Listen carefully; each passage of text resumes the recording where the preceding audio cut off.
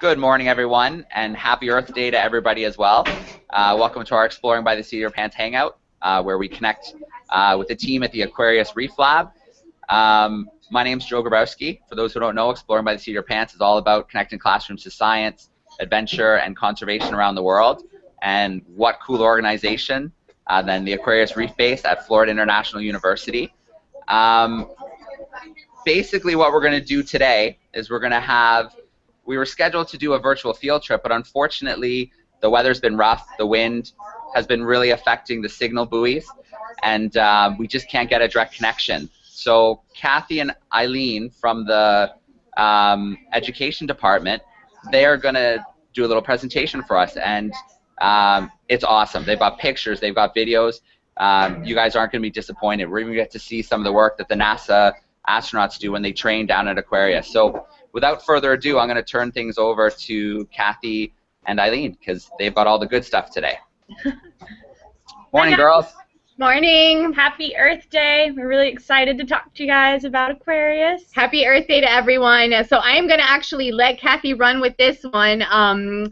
We are really sorry that we couldn't connect you all today, but Joe, in May, we've got some other dates lined up that we could potentially accommodate all you guys again, as well as you, Joe. So we'll make sure that we shoot those dates over to you, and we'll try it again, okay? And that time we'll actually have astronauts going in, so it's always an adventure. Always an adventure. All right, guys, I hope you enjoy the program. Have a great Earth Day.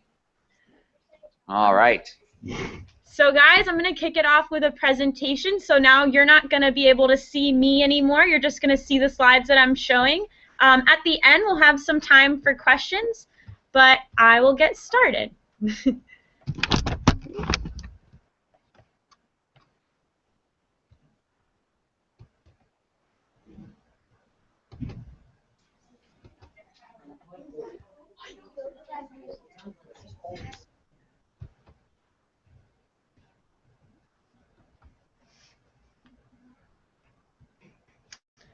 So hi everyone, again we're coming to you from Aquarius Reef Base, well actually from the shore base, which is our basically the mission control on land of the underwater laboratory. And so we're really excited to talk to you. Thank you. For the next 30 minutes, I'm going to take you guys on an incredible journey where science fiction becomes science reality. Where explorers young and old are pushing boundaries and challenging the conventional thinking that says it cannot be done. Where man and machine interact seamlessly in an extreme environment. And pioneers learn how to sample an asteroid or even colonize Mars. Where sensors are unlocking the mysteries of a 4-billion-year-old planet so that we can gain some insight on how man is altering climate in mere geological seconds. Aquarius is a place where expeditionary medicine is even tested in the most trying conditions so that we can learn what can be applied in remote areas and impoverished regions of the world. Here we have a surgery that was conducted from a remote surgery conducted by robots that was done underwater at Aquarius. So it's completely fascinating. A place where the human condition is studied to determine how man reacts to stress, sleep deprivation, confinement, and isolation. Aquarius is a laboratory where scientists can gather data to help policymakers manage natural resources fairly and cost-effectively and empower you and I to act in alignment with the needs of our changing planet. Aquarius is a place where teachers get energized, artists get inspired, and the next generation gets motivated to change the world. A place where creativity and a sense of exploration are primary job requirements and where your talents and energy can help us shape the future. Welcome to Aquarius.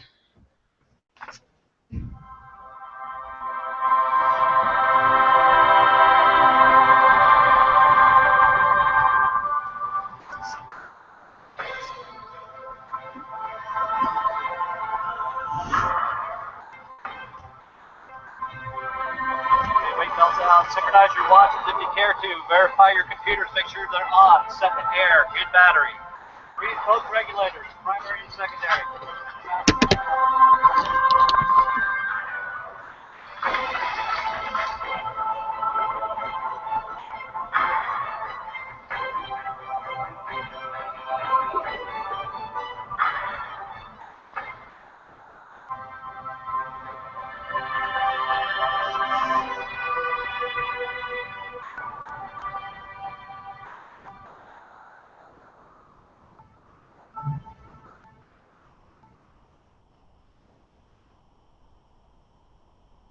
So what is Aquarius? Aquarius is a remote saturation diving facility deployed in 63 feet, and it's in Key Largo, Florida.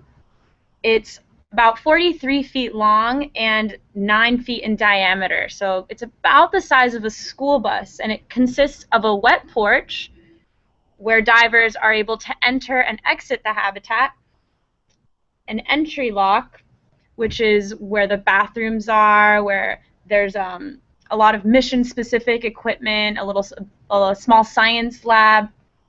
Then we have the main lock, which is the living area at Aquarius. That's where we have the bunks, the table for eating. So yeah. Aquarius is connected to a life support buoy on the surface. This has compressors and generators, and this is what basically powers the habitat. So the reason that we can't actually be able to see you guys right now from Aquarius and to talk to you guys from Aquarius is because the wind is really rough, and that life support buoy floats above Aquarius, and that life support buoy is connected to a cable called the umbilical, and that's what powers the habitat. That's what brings the internet to Aquarius. But because it's moving so much, we're having a hard time getting a connection. So we have the life support buoy, the umbilical, and then we have the habitat. And that's pretty much how Aquarius runs. That's how we're able to live underwater. At Aquarius, scientists, astronauts, teachers even, can live underwater usually for about 7 to 10 days. Sometimes we have 2-week missions.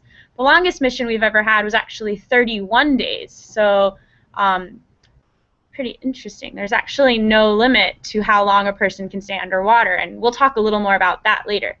But now I'm going to show you a little clip of Aquarius.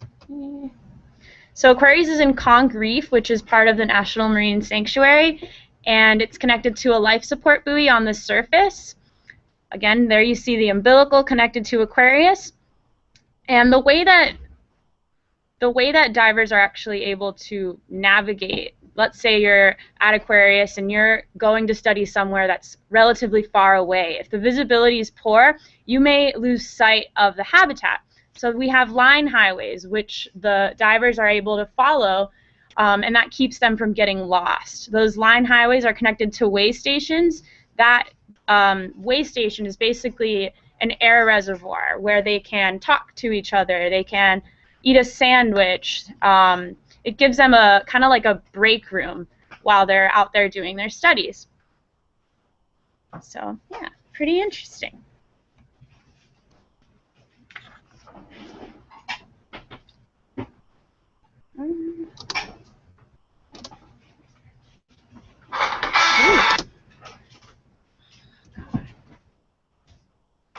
Now we're going to give you guys a tour of the inside of Aquarius. This tour is actually done by astronauts that were shortlisted to go to space. So, pretty cool.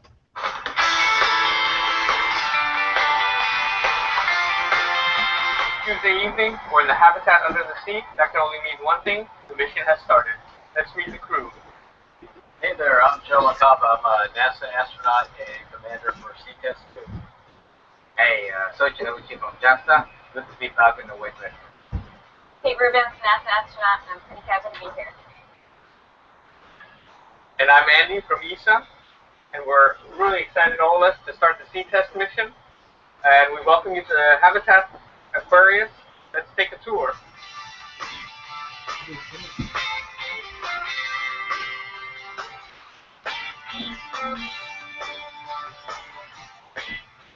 This is the entry port with the moon pool.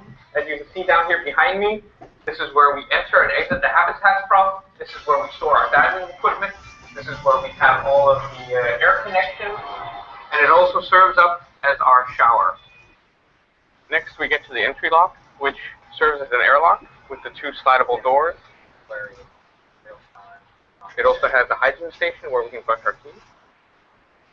And most importantly, our comm station where we can talk to the divers who are out on DVA and with Mission Control Center topside. Stepping further into the habitat, we get to the galley where we can prepare our food. We have a small table for eating where Suichi and Kate are sitting. Hey guys. Hi. And all the electronics for controlling the habitat. And last but not least, we have our bunk room with 6 bunks for the 6 people on board Aquarius. There's not a lot of room, as you can see, but plenty for sleeping.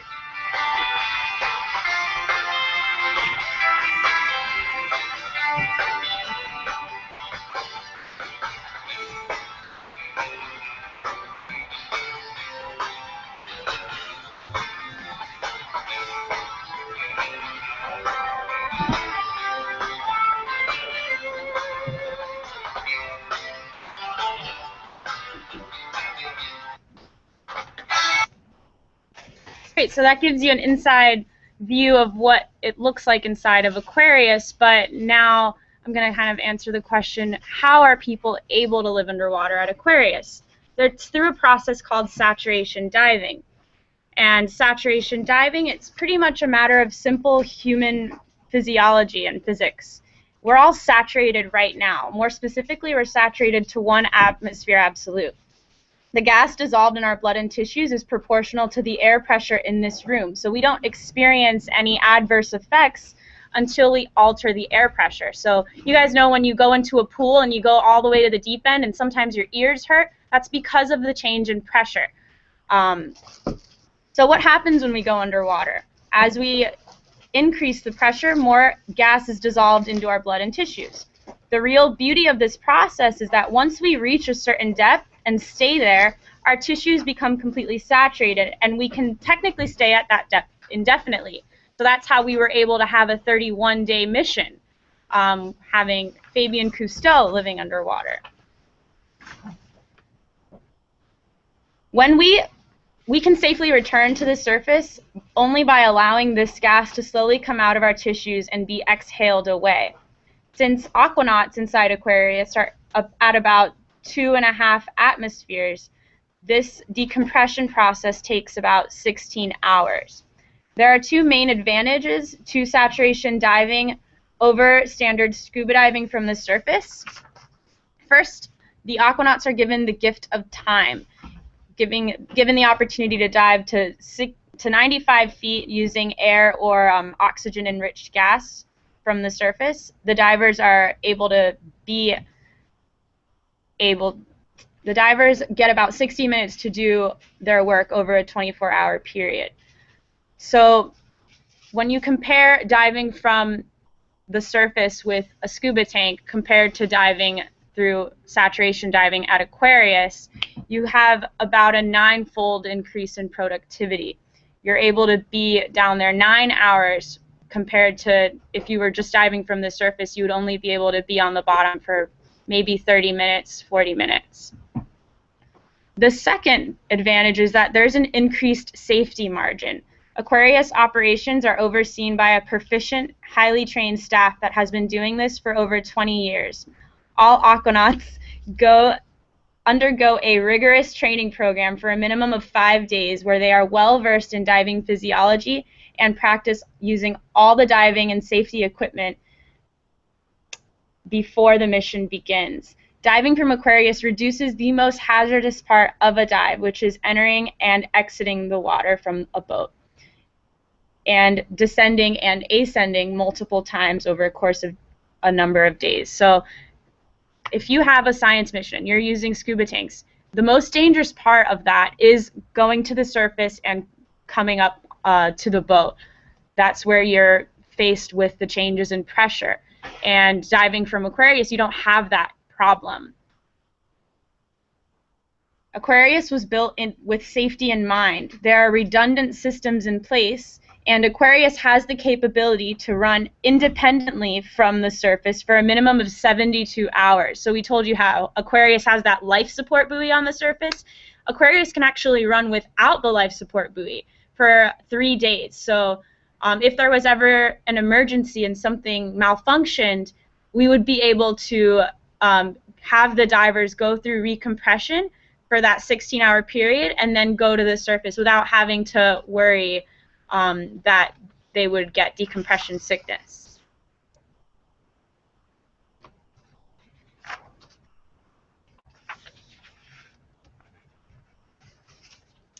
So what do we do at Aquarius? Why is what we do important? Well, we believe that exploration is vital to the human spirit. We need to be able to explore and discover, and people have always wanted to live underwater. It's been a thought that has been in the back of our minds for years, and it's pretty interesting that now we're dealing with a very high population. In our lifetime, there's going to be like 9 billion people on the planet. If we could master living underwater, that could really change a lot of the stresses that we're facing. So our mission at Aquarius is fivefold. Of course, it's an underwater laboratory. What we do is scientific research. We've published hundreds of peer-reviewed science papers studying hundreds of different topics. Also, of course, we train NASA astronauts. Any astronaut that's going to go to space does training at Aquarius and learns what it's like to live in that isolated environment. And they say that for an astronaut, living at Aquarius is their first mission. It's not really training for the first mission. It actually is the first time that they will be in an extreme environment. Also, we can design and research. We can conduct research and design of undersea technology. So all these hardware that we use to study different things in the ocean, such as pH, temperature, we want to make sure that we can study any hardware or any sensors that we want to use, so that we can make sure that they're ready when scientists go out and use them. Also, of course, what we do is education and outreach. What we're doing right now, where we're talking to you guys, we are able to talk to students all over the world. Anytime we have a mission, we actually do live links. Unfortunately, right now, with the weather, we can't do it, but we've been able to reach students all over the world. And what I really like about this is that you never know who you're inspiring. You never know what student that you're talking to is really gaining a lot from what you're saying, and you never know who's going to build the next version of Aquarius. And that's why education and outreach is incredibly important. Of course, also at Aquarius, we study coral reefs. In the past 50 years, we've lost 50% or more of coral reefs globally. Aquarius provides us a platform to conduct long-term monitoring of the coral reef ecosystem. So what we do is incredibly valuable. Now we're going to touch on our partnership with NASA. So since 2001, NASA has been using Aquarius as a space analog to train astronauts. And this makes for a very interesting case study. NASA astronauts are really able to experience similar feelings that they would experience in space. So, what makes Aquarius the perfect analog for space? Well, when you're going down and you're saturating at Aquarius, that is not a simulation. You can't get scared and abort the mission. That would compromise the entire integrity of the mission. So once you're in, you can't leave until the mission has ended. So once the crew commits to saturation, there's no departure until the mission is over. Also, at Aquarius, it's very similar to the Destiny Lab of the International Space Station, which is the American portion of the International Space Station. both the International Space Station and Aquarius have a crew complement of 6 that eat, live, and sleep in constant contact with each other. So could you guys imagine if you were in your classrooms and you could only be with those people in your classrooms, and you couldn't leave until, you know, for say 10 days? That would be kind of stressful at certain points, right? So that's what they're able to experience. Since operations at Aquarius are not simulated, aquanauts go through a minimum of 5 days of intensive training so that they're thoroughly knowledgeable of every piece of dive and safety equipment they will use during the mission. Aquanaut candidates from Mission 31 give you an idea of some of the training that all the aquanauts go through.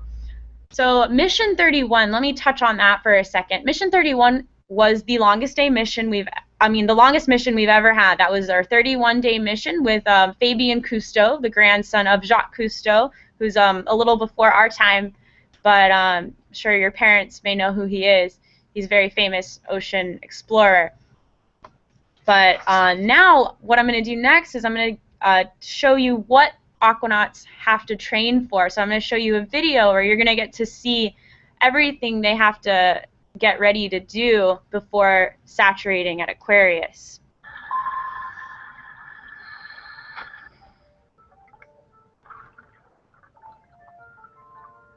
You know, today was a pretty awesome day.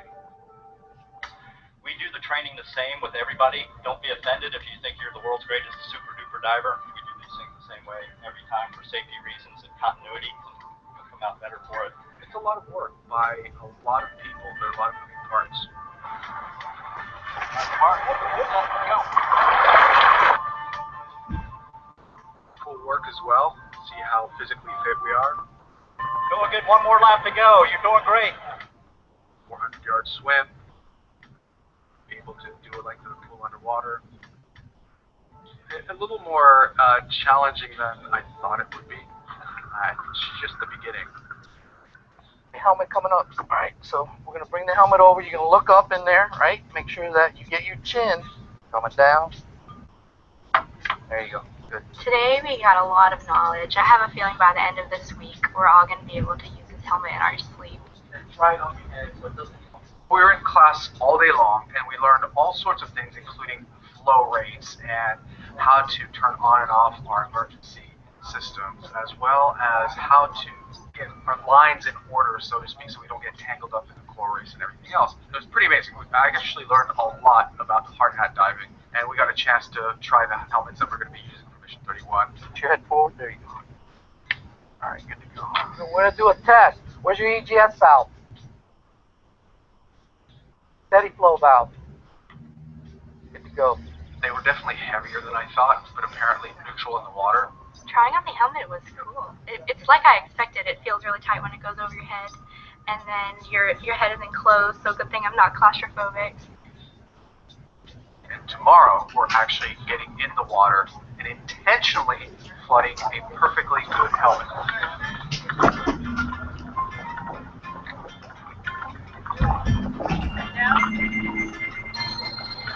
When the candidates put the helmet on, we have a tender monitoring the diver and holding onto the diver, making sure that they aren't tripping over something that's on the deck.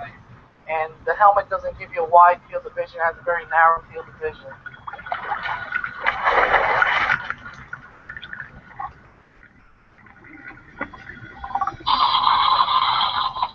All right, Fabien, I'm about to secure your primary air source. Understood. Securing primary air source. Once the candidate is ready, we'll proceed to flood the helmet.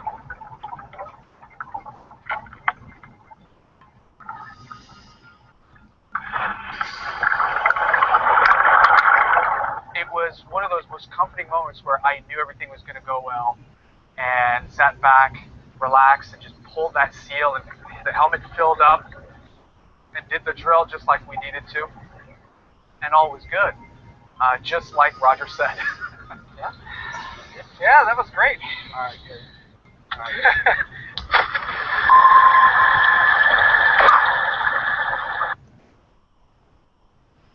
All right, so I would imagine that flooding a helmet while 60 feet underwater has got to be a little bit of a nerve-wracking experience. So that's why we do this training, to really make sure that they're ready for any type of emergency that could happen. If the helmet accidentally flooded, they need to know what to do. So that's why they practice.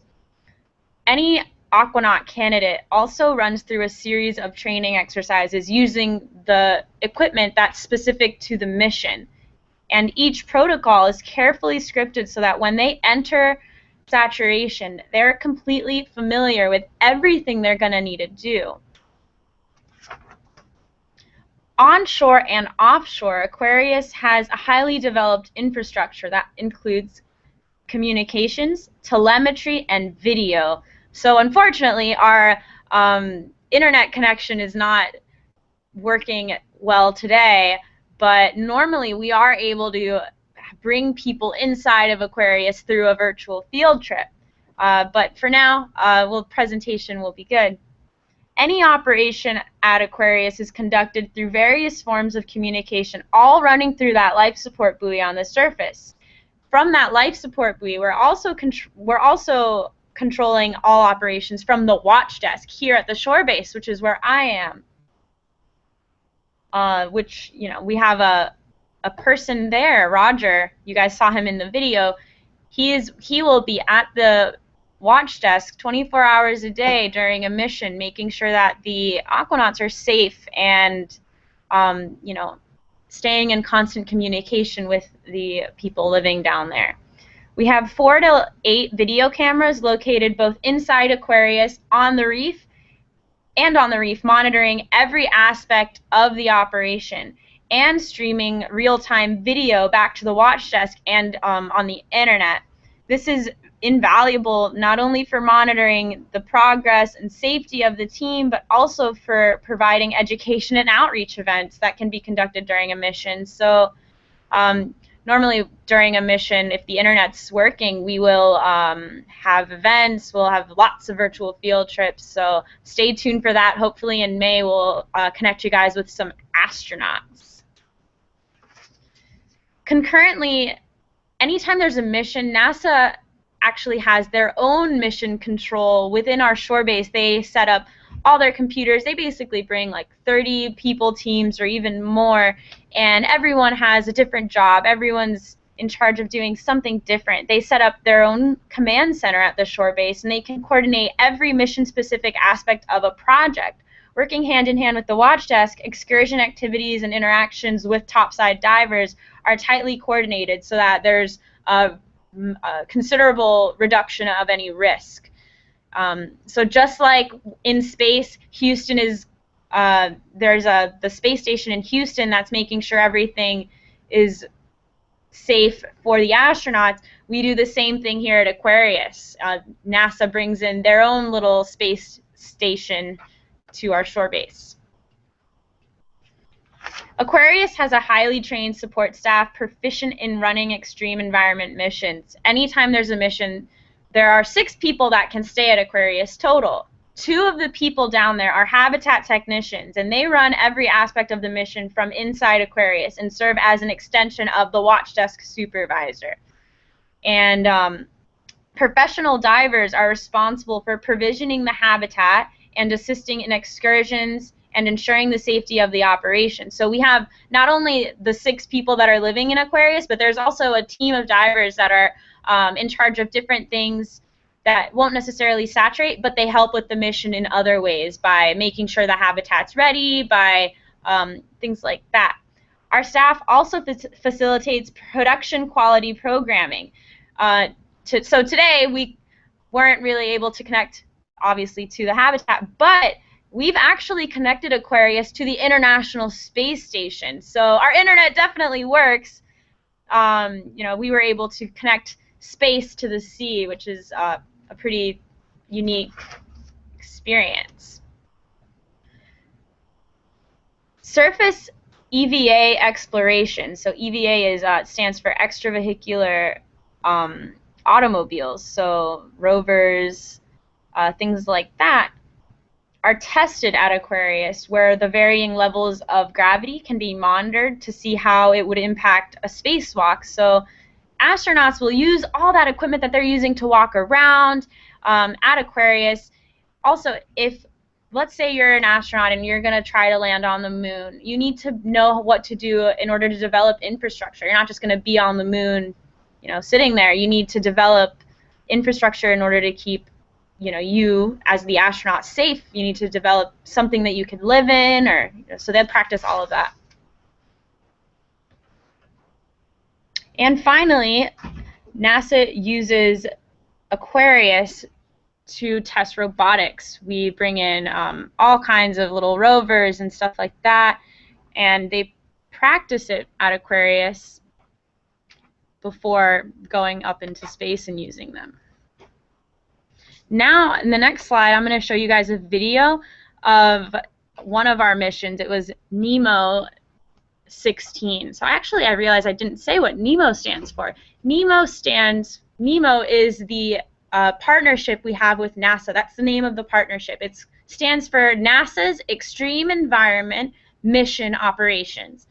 And now we'll get to see an inside look into NEMO 16. This was conducted a couple of years ago, so we're actually on NEMO 21 right now. So we've done many, many missions with NASA.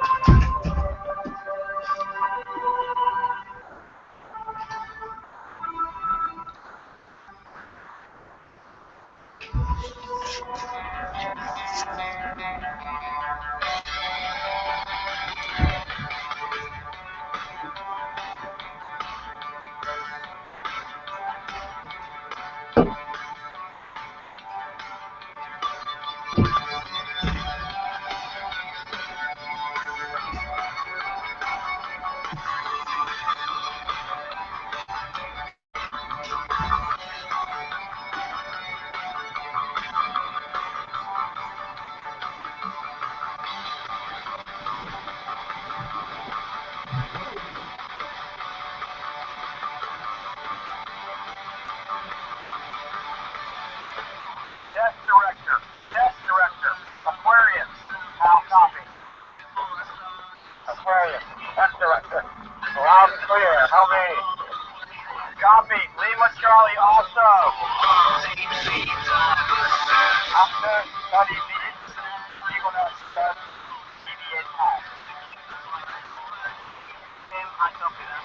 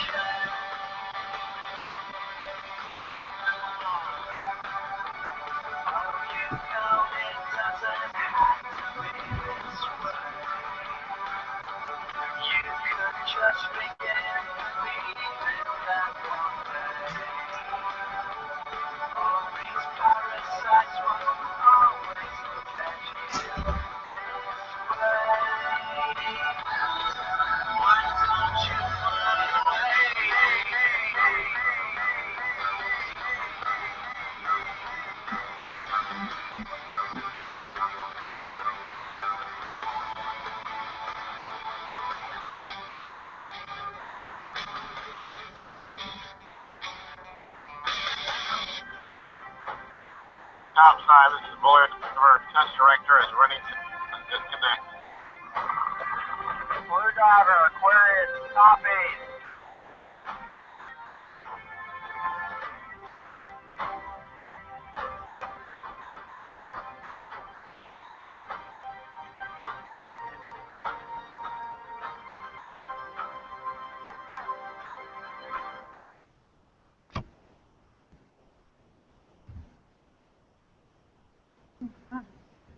All right, guys, so I am going to come back to you now and answer any questions you guys have. Let me get out of screen share. Okay, so what do you guys think? All right, thank you, Kathy. I know we couldn't make it there today, but that's pretty close to actually being there, still getting the tour and still getting to see some of the activities that do take place down there. So if it's okay with you, Kathy, I think we have time to visit each classroom for one question. Absolutely. All right, and if there are any more questions, you can always send them to me, and I can make sure they get to Kathy or Eileen, and they can always send back some answers. All right, so joining us today, we have Mr. Washam's 8th grade science class in Farmington. We have Kingswood. Where's Farmington? Yeah, Missouri. Cool. Kingswood Montessori Elementary. We've got the turtle class from Ocean Studies Charter School. We have some pre-Ks to grade 2s joining us from Kids Work USA. We have Treasure Village Montessori, grades 1 and 2 joining us. And then Mrs. McDonald's from Toronto, Ontario, they're grade 3-4s. So let's work our way through one question from each group. So Kids Work USA, microphones on. Anybody have a question? What are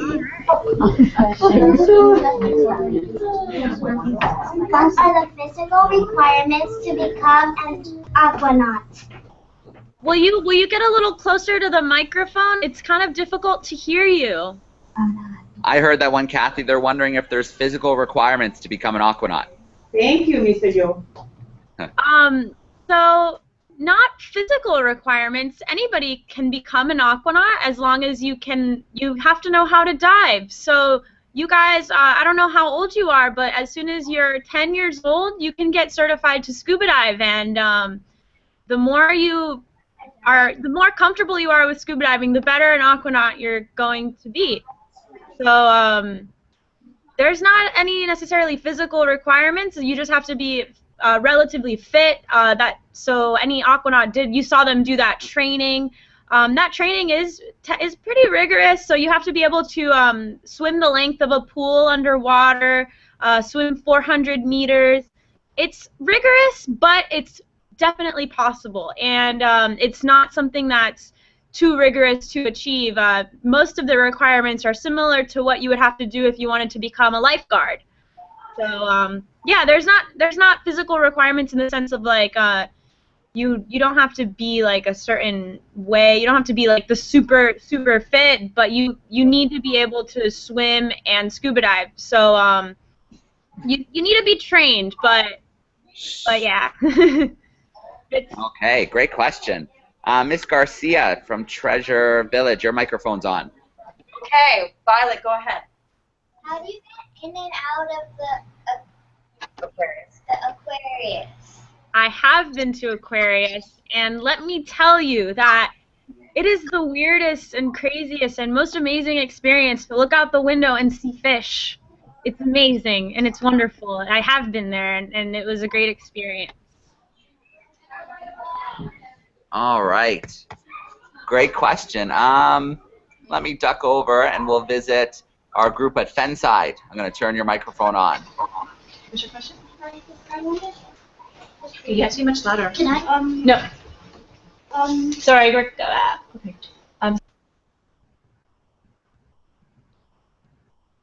What? All right, can you hear us? I can hear you. Okay, excellent. Sorry, Simone. Can you? Here you go. Who was the first one to ride the Aquarius? Ooh. So, who was the first one to ride Aquarius? That is a good question. I honestly don't know who the first person to saturate at Aquarius was, but just just so you know, Aquarius doesn't move. So technically, it's not like a ride. It's not like a submarine that moves in the water. It's kind of more like a house underwater. But I don't know who the first person was, honestly.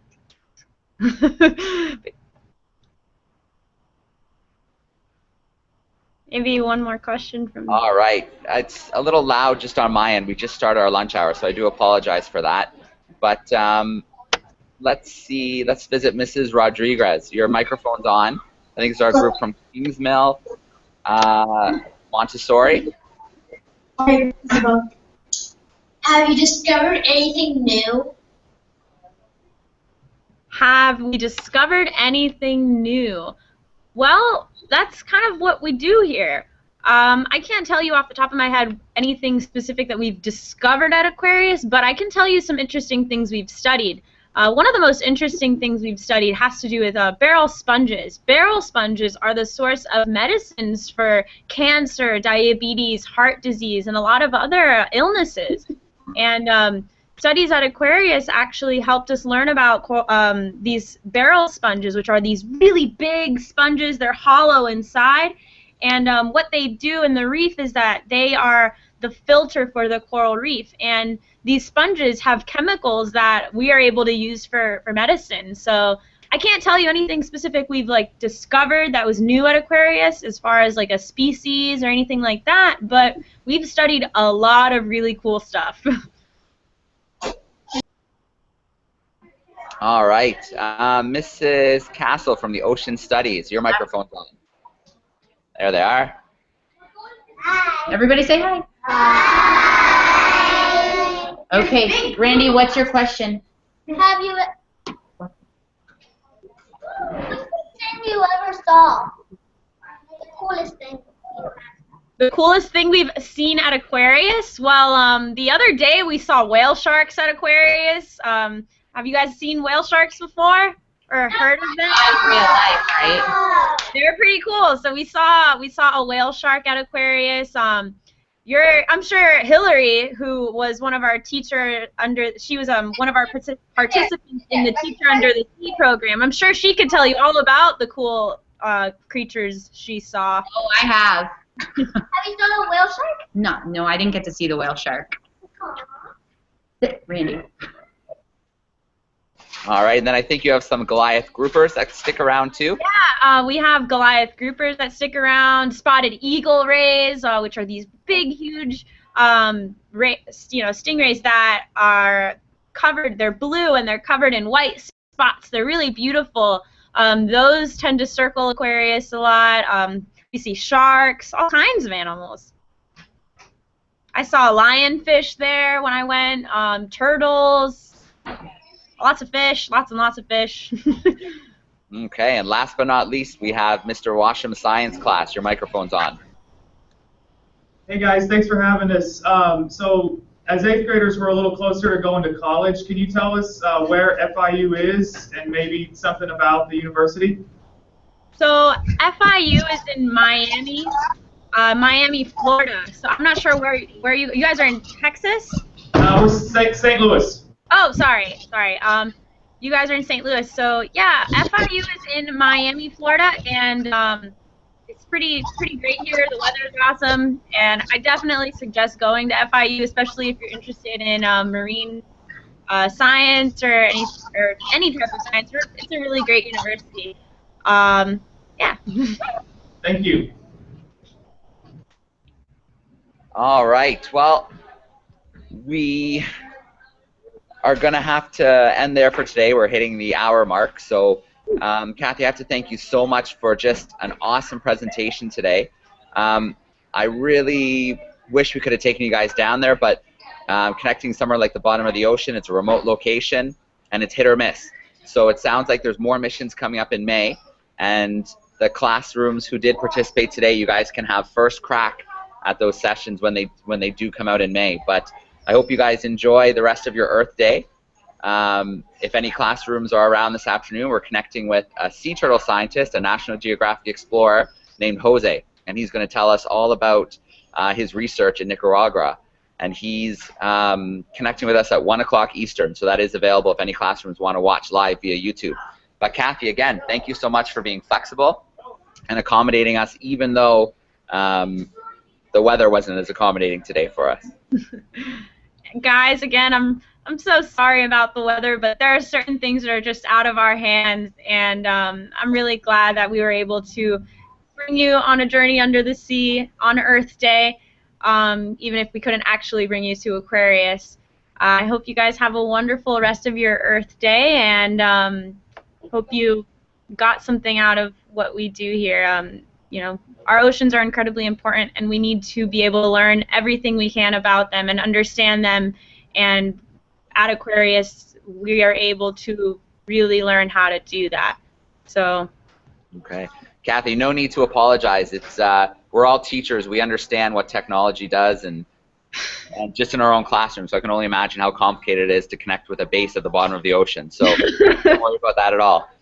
Like I said, anybody with questions, please send them to me if you didn't get a chance to ask them, and I will make sure Kathy and Eileen get those questions, and I'll forward them back to you with the answers. So, yeah. Thanks again, everybody. We're signing off for today. Enjoy your Earth Day. Thank you so much. Bye-bye.